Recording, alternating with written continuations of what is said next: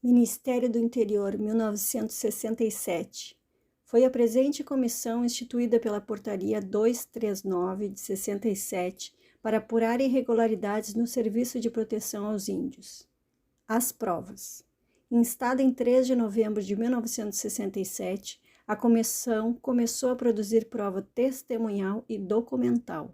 Ouviram-se dezenas de testemunhas e juntaram centenas de documentos das várias unidades, 130 postos espalhados pelo Brasil.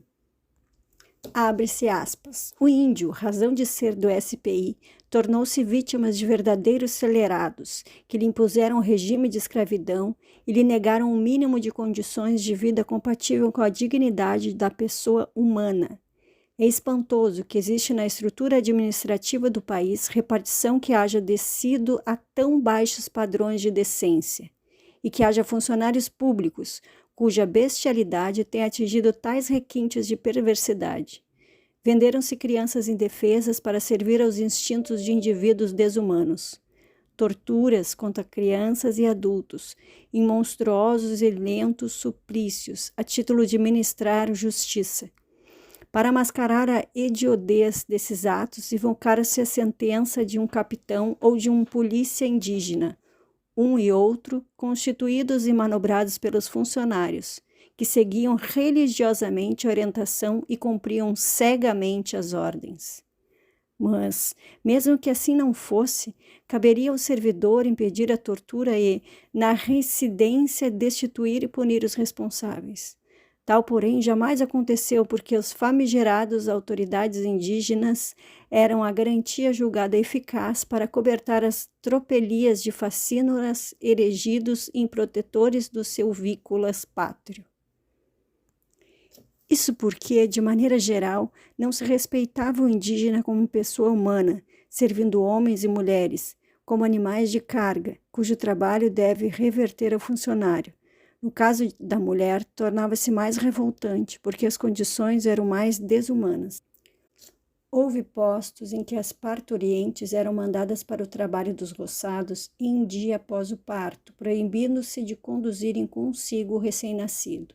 O tratamento é, sem dúvida, muito mais brutal do que o dispensado aos animais, cujas fêmeas sempre conduzem as crias nos primeiros tempos. O trabalho escravo não era a única forma de exploração. Muito adotada também era a usurpação do produto do trabalho. Os roçados laboriosamente cultivados eram sumariamente arrebatados do miserável sem pagamento de indenização ou satisfação prestada.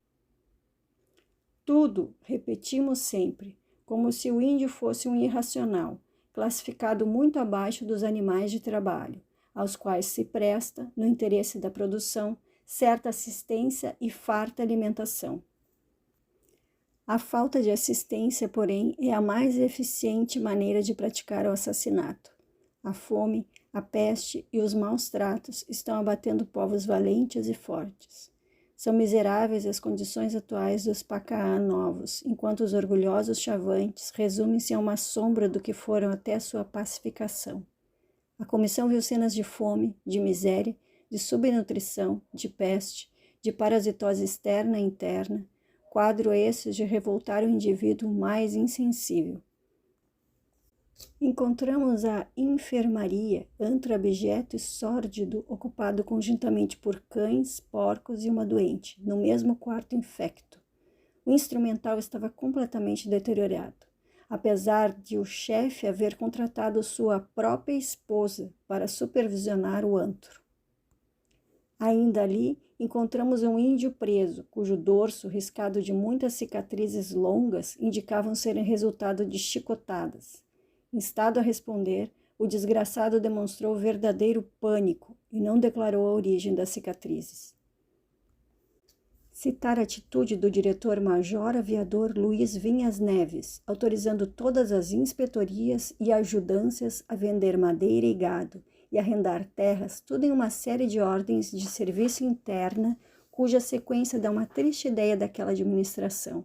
Aliás, esse militar pode ser apontado como padrão de péssimo administrador, difícil de ser imaginado, mesmo pelos seus piores auxiliares e protegidos.